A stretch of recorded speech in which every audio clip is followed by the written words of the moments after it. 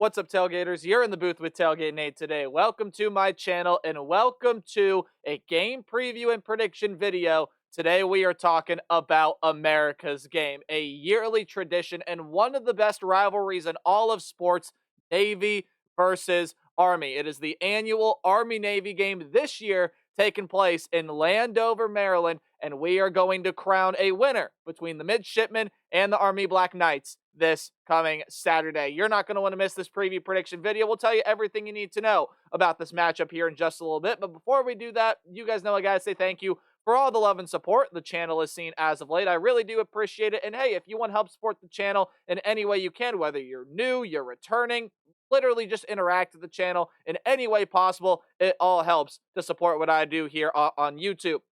The two biggest ways you can do so, simply just by watching this video, which you're doing already, so thank you so much, as well as subscribing and ringing the bell so you know when videos get uploaded, and we will be doing all the bowl games as well as pretty soon here predicting the college football playoff. You're not going to want to miss those videos, but again, you can like, you can comment, you can share, and you can go follow me on any social medias that will all help to support what I do here on this platform. So without further ado, ladies and gentlemen, let's go ahead and start talking about Army and Navy.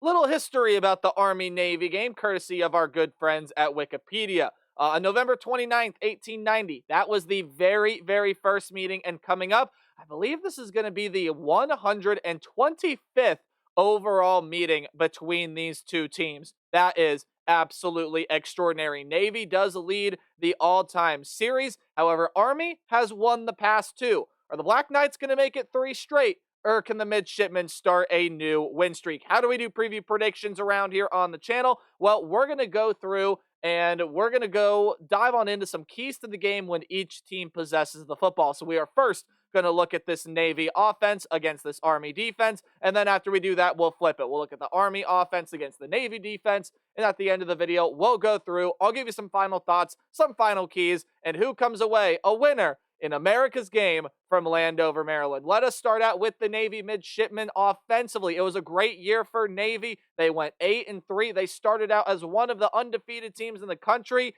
Then came that loss to Notre Dame. And honestly, Navy has kind of spiraled since then. It started out really well for them.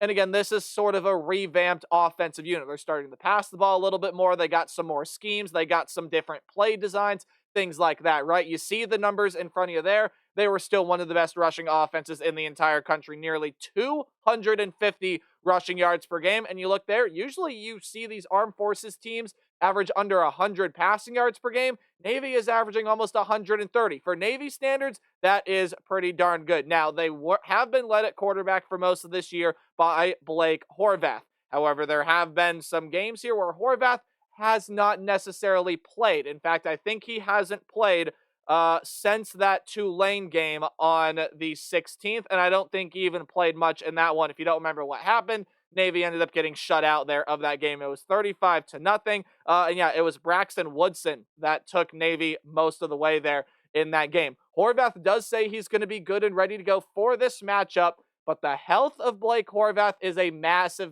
concern because he is a dynamic player. You take a look at what he's done for this team this year. Over 1,150 passing yards, 11 touchdowns, 4 picks, has been good as a quarterback, and as the team's leading rusher, averages the second most yards per carry among qualified rushers, and has the most rushing touchdowns on this Navy team. He is a vital piece, and while I don't think he's going to necessarily be fully up to health, ready to go 100 true percent, I do think that he is going to look pretty darn solid, and I think he's going to give Navy his best effort here in this game. But you heard me say earlier, Nate, the production for Navy has kind of gone down the hill a little bit. What do you mean by that? Well, I saw a stat somewhere that back in the early part of the season when they were winning games up until they played the Notre Dame Fighting Irish, they were averaging around 6 yards per carry. Really good stuff there. Then, I believe in the month of October, that dropped down to 5 yards per carry. And in this past month of November, obviously we're in December now, but back in November, they were averaging 4 yards per carry. So the yards per carry just dipped and dipped and dipped.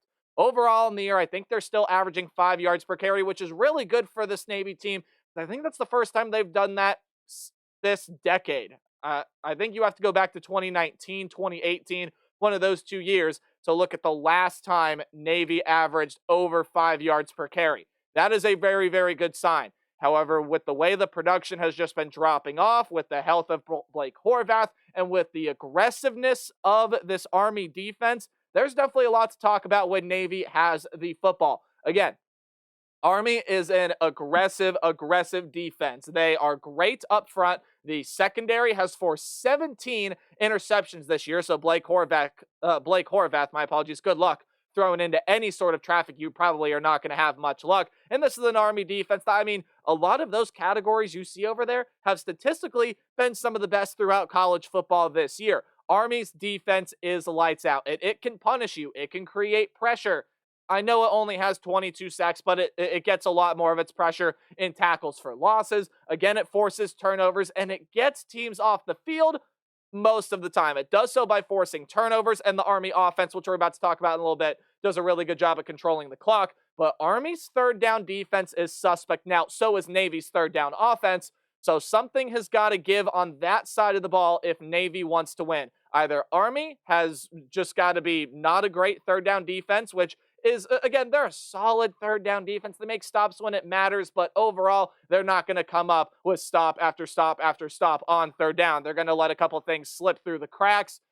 Navy has to take advantage of that, and they got to get back to running like they were running earlier this season. They got to be ripping off 5, 6, maybe even 7 yards per carry, because that may very well be what it takes to control the pace, control the clock, and to be able to outlast this Army Black Knight defense. And I mentioned the clock, mentioned the tempo, I mentioned everything like that. Look, man, Army is one of the best teams in college football at doing that. I know I've said it on this channel before, but back when they played North Texas, they had a possession where they had the ball for almost 11 minutes. I actually think it was just over 10 minutes, so don't quote me on that. I think it was just over 10 minutes, and it wasn't even their longest possession of the game. Normally, when you see teams have a 10-minute drive, you're like, oh, wow, that's pretty impressive. That was probably their longest drive today. Nope, Army had 2 10-minute drives in that game, and the other drive, by the way, lasted almost a full quarter. Army is great at controlling the clock, at controlling the pace, at controlling the tempo, and that's what they're probably going to do against Navy here. Okay, so let's take a look at some of the things that make Army's offense go really, really well, right? We've already touched on how they control the pace, they control the tempo, and that is important in any football game, but especially in the Army-Navy game. I mean, I don't have those stats in front of me, but go back and look at recent history. I think there could be some sort of coincidence with who controls the clock, who runs the football better, things like that. And that advantage is clearly in Army's favor. Not only is Navy probably have the worst rush offense because Army averages over 300 rushing yards per game, Navy also has the worst rush defense out of the two. Army averages opponents just over 100 yards per game. That's all they allow on the ground. Navy allows near 160. And against an Army team that's got Bryson Daly at quarterback and Kanye Udo, 2 players that have been nothing short of fantastic for Army this year, Navy is definitely going to have their challenges trying to defend up front. Now, Bryson Daly can throw the football. Army does not throw as much as Navy, only not even 100 passing attempts on the year, but Bryson Daly can throw the football. He's got 8 touchdowns and 1 pick for almost 900 yards this year. But Daly and Udo, both are 1,000-yard rushers. Both are 1,000-yard rushers. In fact, Daly is one of the leading rushers in the country, and I think he is second behind Genty. He might even have more rushing touchdowns than Genty. He's got 29 rushing scores on the year, which is just insane. That is ridiculous. Kanye Udo's got 1,064 yards and 10 rushing touchdowns. You'll see a bunch of other guys, but it is Daly, it is Udo, and I think both of those guys, physically, skill-wise, they're going to give this Navy defense a lot to handle. This is a Navy defense that just is not as aggressive as Army's, right? And its third down defense, much like Army, is still very suspect. Well, what does Army do well? They convert third downs, they get into third and shorts, they convert those third and shorts, and they control the pace of clock. Again, I mentioned third downs. Something has got to give. But can Navy get consistent and heavy backfield pressure? I think that is going to be an absolutely massive key here. Navy has forced 25 sacks on the year. You're probably only going to get 1 or 2 if the pressure is good, just because Army doesn't throw the football that much. You have got to be able to force some tackles for loss. You have got to be able to force some turnovers. Well, lucky for Navy, they're really good at doing both of those things. They do force quite a bit of tackles for loss. They especially were doing that earlier. Again, production for Navy as a whole has just kind of slowed down as the season has gone on, but they have forced 20 turnovers on the season. That is going to be big. Now, they probably are not going to force it in interceptions, which I believe Navy has 14 or so forced this year. I'll get the actual number here in a second. But they got to be able to generate some fumbles. And this is an Army team that just doesn't turn the football over. They just don't fumble the football at a high rate at all. You take a look at the way that Navy has forced turnovers. My apologies. Yes, they have forced a lot more interceptions than they have turnover or than they have fumbles here on the season. They have three defensive backs which with at least 2 picks and 2 with at least 3. So they do most of their turnover work via the interception. They got to be able to force some fumbles here. But again, what matters in the Army-Navy game, ladies and gentlemen? Well, what matters is time of possession. What matters is physicality. What matters is who can run the football better, who can control the clock better, who can control the tempo better. All of that is in favor of Army. Army has been one of the best teams in the entire country this year. And by the way, I'm just noticing this. They are not ranked 24th. That is their old ranking. They are now ranked 22nd. So I apologize for that, but I did want to get that little clarification in there. They are ranked 22nd. Army is favored by 6.5 points in this game, and I'm laying the points here. Again, Army, Navy, it's always some weird score. There's always things going on. Teams try to go for 2.